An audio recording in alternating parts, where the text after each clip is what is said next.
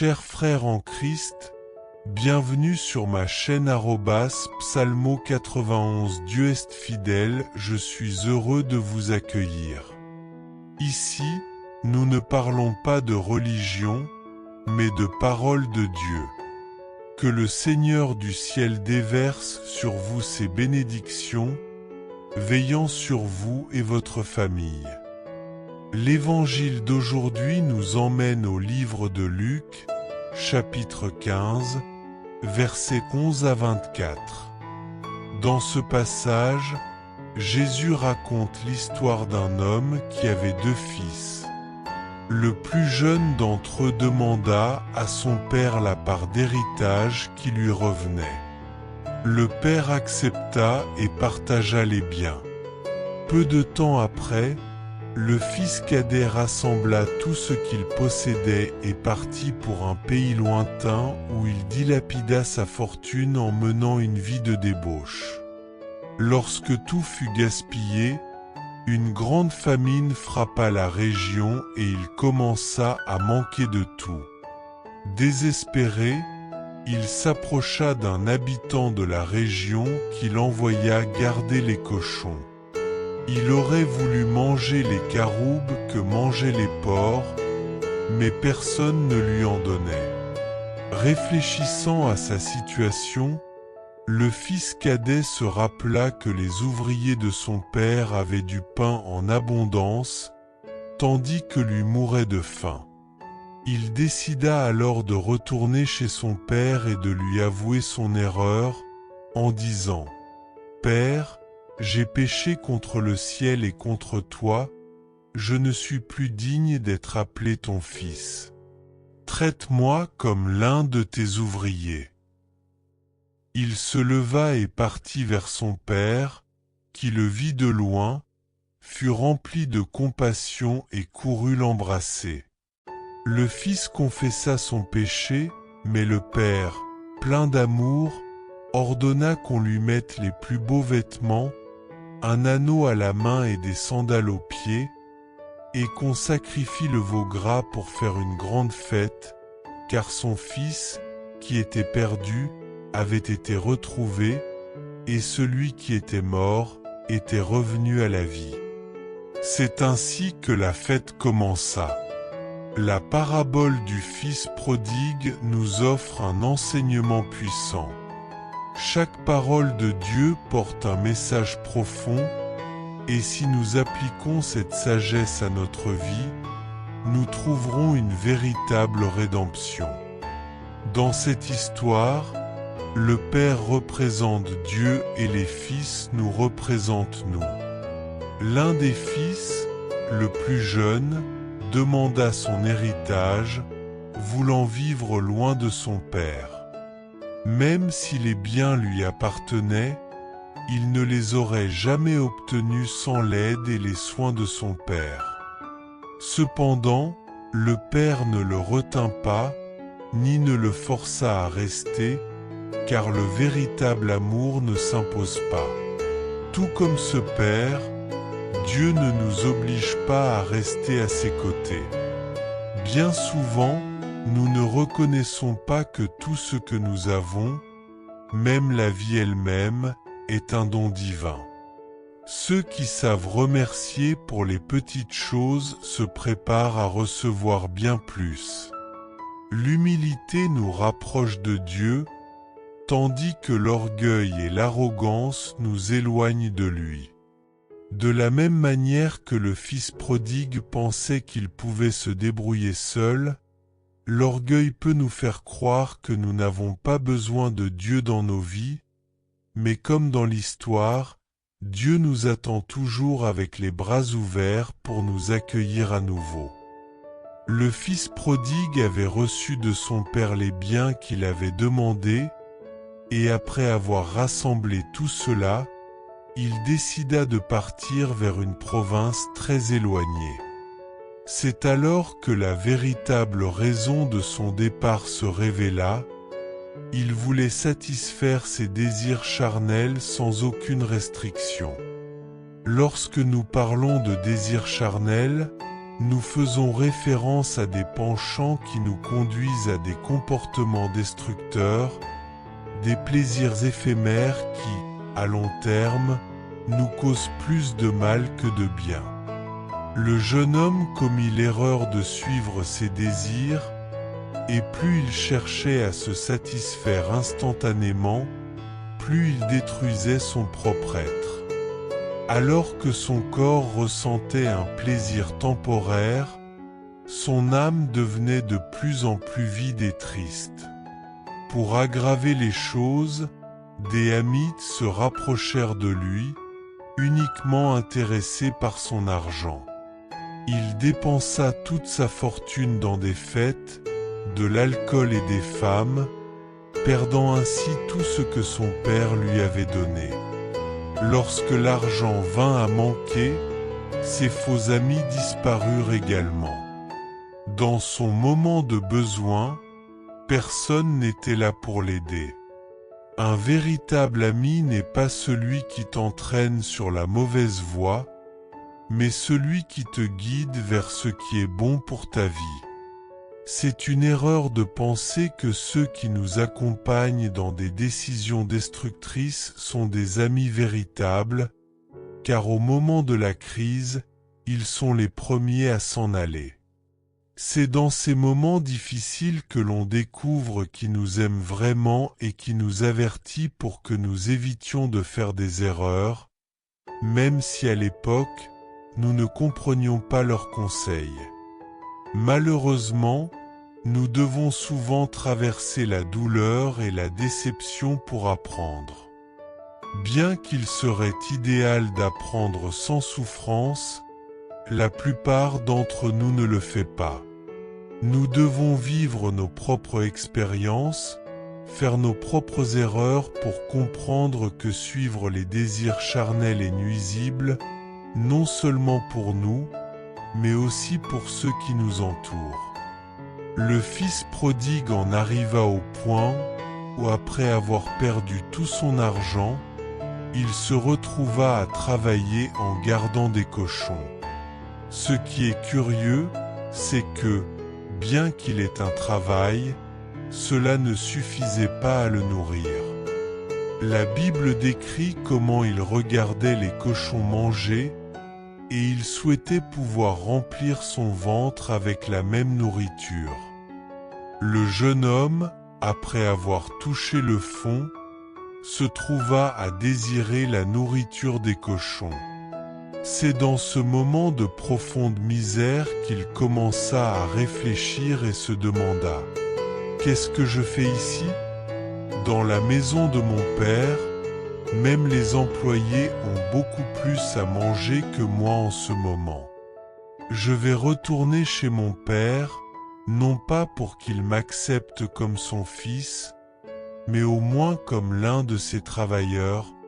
Ce qui est merveilleux, c'est quand une personne est capable de reconnaître ses erreurs, de mettre de côté l'orgueil et l'arrogance, et de comprendre qu'elle a vraiment besoin de son père dans sa vie. C'est quelque chose de vraiment extraordinaire. Nous avons tous commis des erreurs et avons vécu selon nos propres désirs. Mais la bénédiction arrive lorsque nous brisons cet orgueil, nous nous humilions et nous disons « Je veux Dieu dans ma vie. J'ai besoin de toi, Seigneur », tout comme le fils prodigue, qui a finalement laissé derrière lui l'orgueil et la peur du rejet. Beaucoup d'entre nous luttent aussi avec l'idée que notre Père Céleste pourrait ne pas nous accepter de retour. C'est peut-être pour cela qu'il a tardé à rentrer chez lui, pensant que son Père le rejetterait.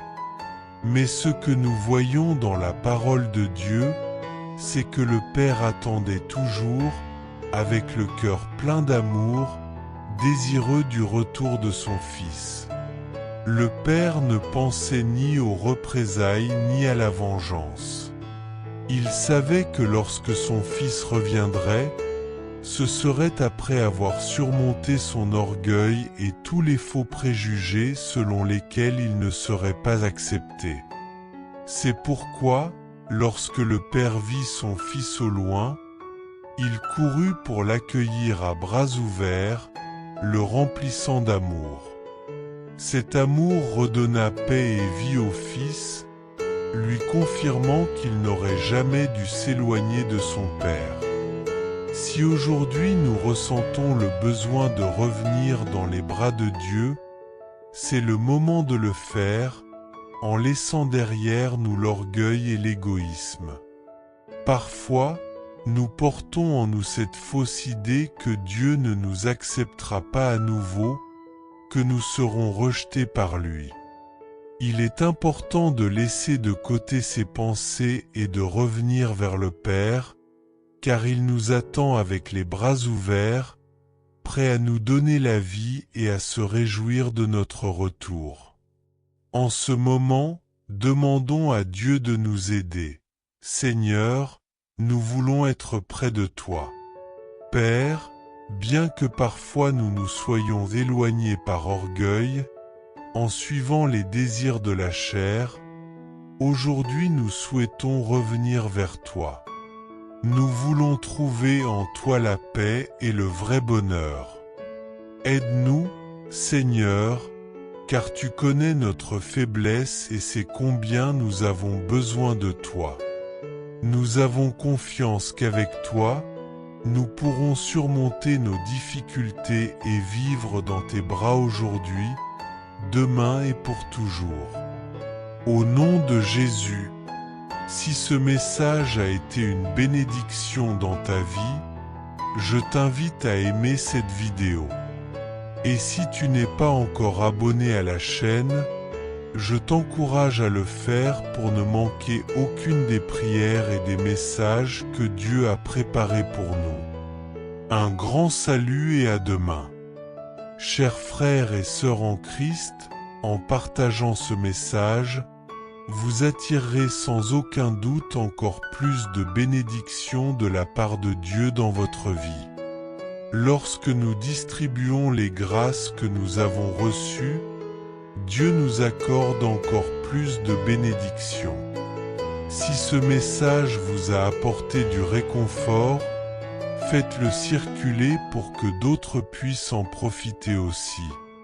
Si vous n'êtes pas encore abonné, envoyez cette prière à vos amis, laissez vos demandes de prière dans les commentaires, abonnez-vous à la chaîne et activez les notifications. N'oubliez pas de cliquer sur « J'aime » pour la vidéo. Chers frères en Christ, bienvenue sur ma chaîne @psalmo91. Dieu est fidèle, je suis heureux de vous accueillir. Ici, nous ne parlons pas de religion, mais de parole de Dieu. Que le Seigneur du ciel déverse sur vous ses bénédictions, veillant sur vous et votre famille. Le passage de l'évangile d'aujourd'hui nous conduira au chapitre 15 du livre de Luc, précisément du verset 11 au verset 24. Jésus a raconté cette histoire. Un homme avait 2 fils. Le plus jeune s'approcha de son père et lui demanda sa part d'héritage. Sans discuter, le père partagea ses biens entre les 2 fils. Peu de temps après, le plus jeune rassembla tout ce qui lui revenait et partit vivre loin, dans une région éloignée, où il gaspilla toute sa fortune dans une vie désordonnée. Avec le temps, une grande famine frappa cette région, et il commença à manquer de tout. Il décida alors de travailler pour l'un des habitants de ce lieu, qu'il envoya garder ses porcs. Le jeune homme avait tellement faim qu'il désirait manger les gousses que les porcs mangeaient, mais personne ne lui en donnait. C'est alors qu'il réfléchit et se dit : dans la maison de mon père, les ouvriers ont de la nourriture en abondance, et ici je meurs de faim. Je vais me lever, retourner vers mon père et lui dire : Père, j'ai péché contre le ciel et contre toi, je ne mérite plus d'être appelé ton fils, traite-moi comme l'un de tes ouvriers. » Il se leva donc et retourna vers son père. Alors qu'il était encore loin, son père l'aperçut, fut pris de compassion, courut vers lui, l'embrassa et le serra dans ses bras. Le fils lui dit, « Père, j'ai péché contre le ciel et contre toi, je ne suis plus digne d'être appelé ton fils. » Mais le père dit à ses serviteurs, « Apportez la plus belle robe et revêtez-le, mettez-lui un anneau au doigt et des sandales aux pieds. Amenez le veau gras et faisons une fête, car mon fils que voici était mort, et il est revenu à la vie. Il était perdu, et il est retrouvé. » Et tous se mirent à célébrer. La parabole du Fils prodigue porte un message profond et significatif, comme toute la parole de Dieu. Si nous réfléchissons à cet enseignement avec sagesse, nous découvrons qu'il nous offre la vie, car la puissance des leçons divines est immense. Dans cette histoire, Dieu nous montre un Père qui représente Dieu lui-même, et les deux fils nous représentent. Le fils cadet, en demandant son héritage, reflète une déconnexion avec le Père, un désir de s'éloigner et de vivre de manière autonome. Le Père, malgré la douleur que cela implique, ne s'y oppose pas, car l'amour ne peut être imposé, ni la présence de quelqu'un forcé. Dieu, comme le Père de l'histoire, nous laisse libres, sachant qu'il ne peut nous forcer à rester près de lui. Il ne nous reproche pas non plus ce que nous avons, bien que tout ce que nous accomplissons soit grâce à sa grâce. Il nous enseigne ainsi que l'ingratitude et l'orgueil nous éloignent de son amour, tandis que l'humilité et la reconnaissance nous rapprochent de lui. Réfléchissons au chemin guidé par les désirs charnels, qui finissent par nuire non seulement à notre âme et à notre esprit, mais aussi à ceux qui nous entourent. C'est ce qui est arrivé au fils prodigue. Il est tombé si bas qu'après avoir épuisé son argent, il a dû travailler en gardant des cochons. Il est intéressant de noter que, bien qu'il ait un emploi, il n'avait même pas assez pour manger. La Bible mentionne qu'il regardait les cochons manger et souhaitait remplir son estomac avec leur nourriture. Il avait vraiment touché le fond, et c'est à ce moment-là qu'il a commencé à réfléchir. Que fais-je ici? Dans la maison de mon père, même les serviteurs ont plus à manger que moi dans cet endroit.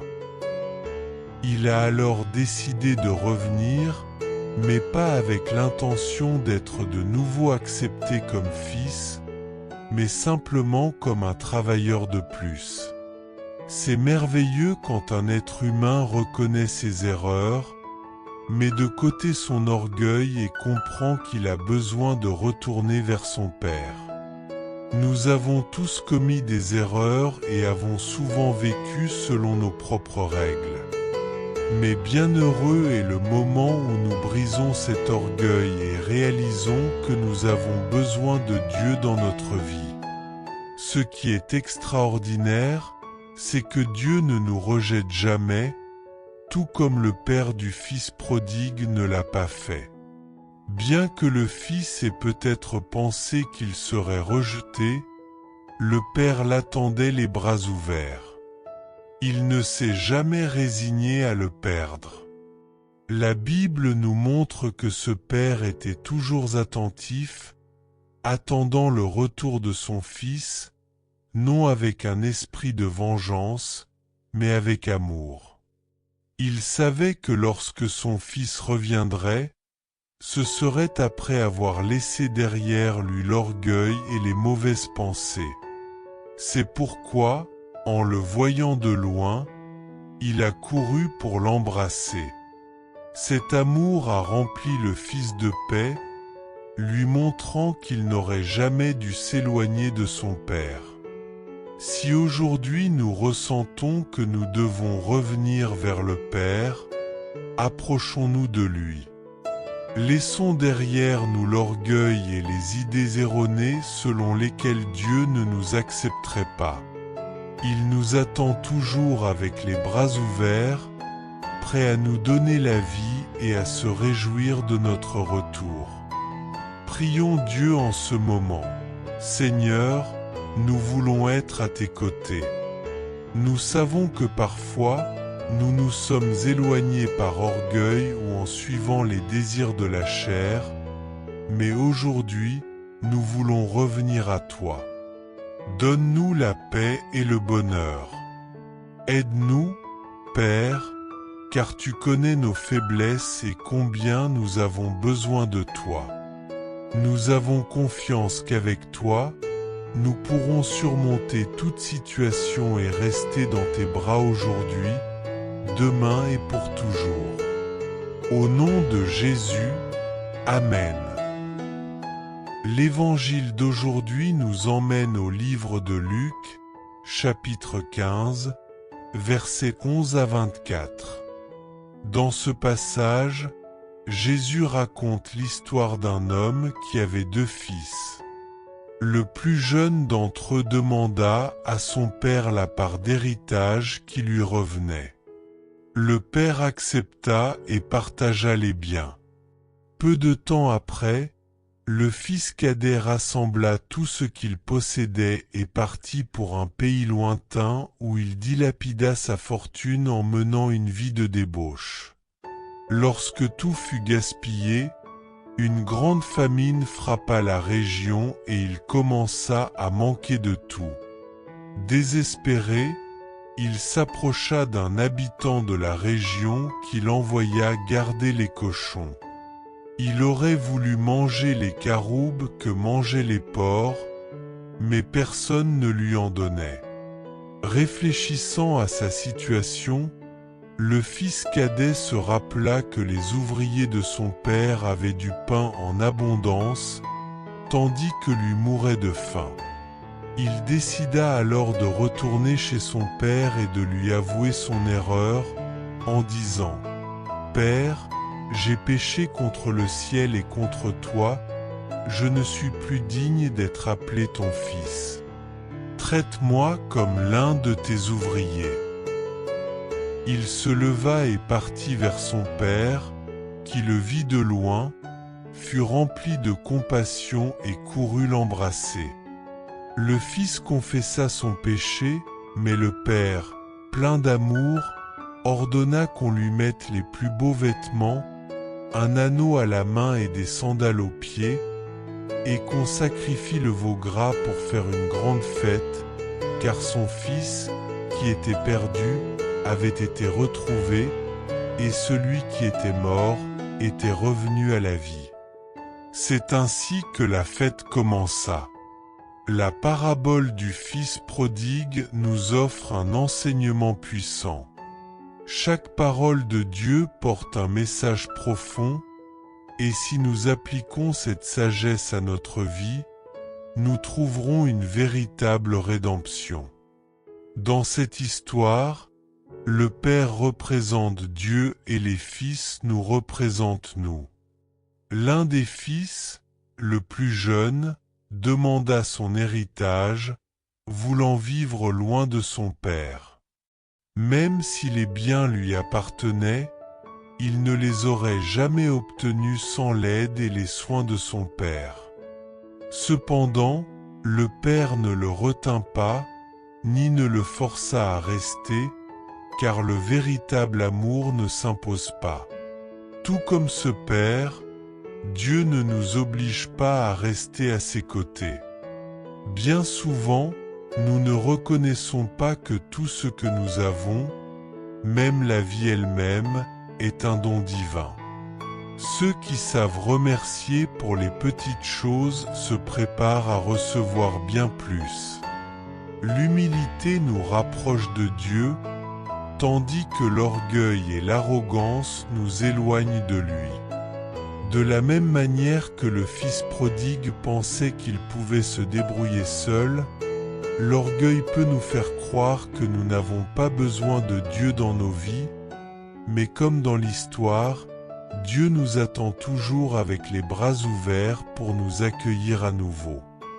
Le fils prodigue avait reçu de son père les biens qu'il avait demandés, et après avoir rassemblé tout cela, il décida de partir vers une province très éloignée.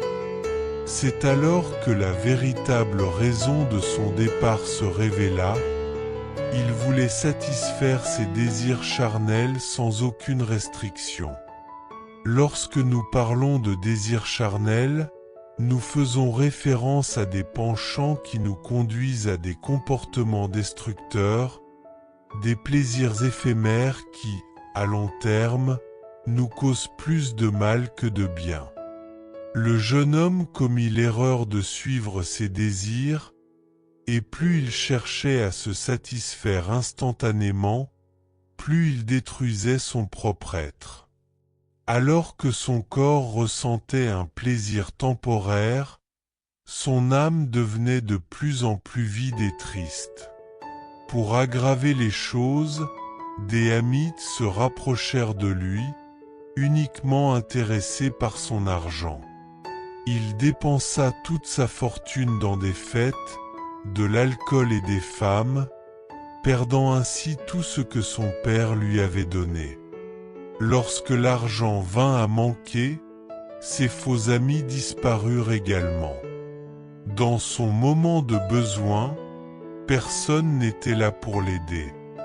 Un véritable ami n'est pas celui qui t'entraîne sur la mauvaise voie, mais celui qui te guide vers ce qui est bon pour ta vie. C'est une erreur de penser que ceux qui nous accompagnent dans des décisions destructrices sont des amis véritables, car au moment de la crise, ils sont les premiers à s'en aller. C'est dans ces moments difficiles que l'on découvre qui nous aime vraiment et qui nous avertit pour que nous évitions de faire des erreurs, même si à l'époque, nous ne comprenions pas leurs conseils. Malheureusement, nous devons souvent traverser la douleur et la déception pour apprendre. Bien qu'il serait idéal d'apprendre sans souffrance, la plupart d'entre nous ne le fait pas.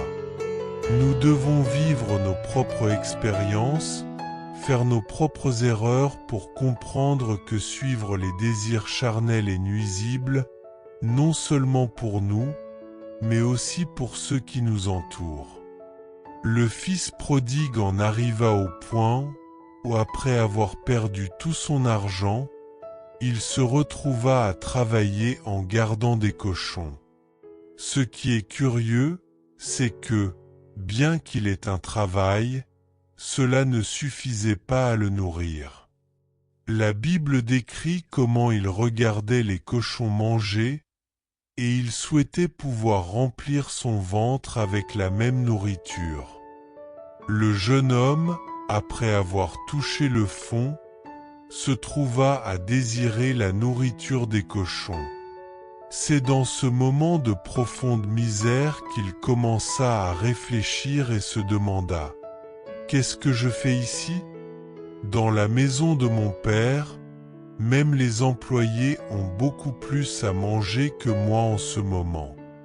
Je vais retourner chez mon père, non pas pour qu'il m'accepte comme son fils, mais au moins comme l'un de ses travailleurs.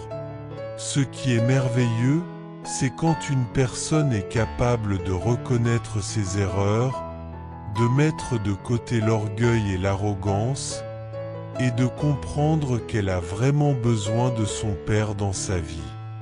C'est quelque chose de vraiment extraordinaire. Nous avons tous commis des erreurs et avons vécu selon nos propres désirs. Mais la bénédiction arrive lorsque nous brisons cet orgueil, nous nous humilions et nous disons « Je veux Dieu dans ma vie. J'ai besoin de toi, Seigneur, tout comme le Fils prodigue, qui a finalement laissé derrière lui l'orgueil et la peur du rejet, beaucoup d'entre nous luttent aussi avec l'idée que notre Père Céleste pourrait ne pas nous accepter de retour. C'est peut-être pour cela qu'il a tardé à rentrer chez lui, pensant que son Père le rejetterait. Mais ce que nous voyons dans la parole de Dieu, c'est que le Père attendait toujours, avec le cœur plein d'amour, désireux du retour de son Fils. Le Père ne pensait ni aux représailles ni à la vengeance. Il savait que lorsque son Fils reviendrait, ce serait après avoir surmonté son orgueil et tous les faux préjugés selon lesquels il ne serait pas accepté. C'est pourquoi, lorsque le Père vit son Fils au loin, il courut pour l'accueillir à bras ouverts, le remplissant d'amour. Cet amour redonna paix et vie au Fils, lui confirmant qu'il n'aurait jamais dû s'éloigner de son Père. Si aujourd'hui nous ressentons le besoin de revenir dans les bras de Dieu, c'est le moment de le faire, en laissant derrière nous l'orgueil et l'égoïsme. Parfois, nous portons en nous cette fausse idée que Dieu ne nous acceptera pas à nouveau, que nous serons rejetés par lui.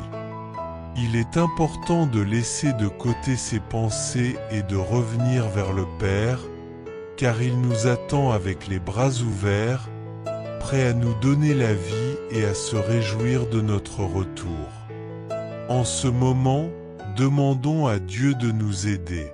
Seigneur, nous voulons être près de toi. Père, bien que parfois nous nous soyons éloignés par orgueil, en suivant les désirs de la chair, aujourd'hui nous souhaitons revenir vers toi. Nous voulons trouver en toi la paix et le vrai bonheur. Aide-nous, Seigneur, car tu connais notre faiblesse et sais combien nous avons besoin de toi. Nous avons confiance qu'avec toi, nous pourrons surmonter nos difficultés et vivre dans tes bras aujourd'hui, demain et pour toujours. Au nom de Jésus, si ce message a été une bénédiction dans ta vie, je t'invite à aimer cette vidéo. Et si tu n'es pas encore abonné à la chaîne, je t'encourage à le faire pour ne manquer aucune des prières et des messages que Dieu a préparés pour nous. Un grand salut et à demain. Chers frères et sœurs en Christ, en partageant ce message, vous attirerez sans aucun doute encore plus de bénédictions de la part de Dieu dans votre vie. Lorsque nous distribuons les grâces que nous avons reçues, Dieu nous accorde encore plus de bénédictions. Si ce message vous a apporté du réconfort, faites-le circuler pour que d'autres puissent en profiter aussi. Si vous n'êtes pas encore abonné, envoyez cette prière à vos amis, laissez vos demandes de prière dans les commentaires, abonnez-vous à la chaîne et activez les notifications. N'oubliez pas de cliquer sur « J'aime » pour la vidéo.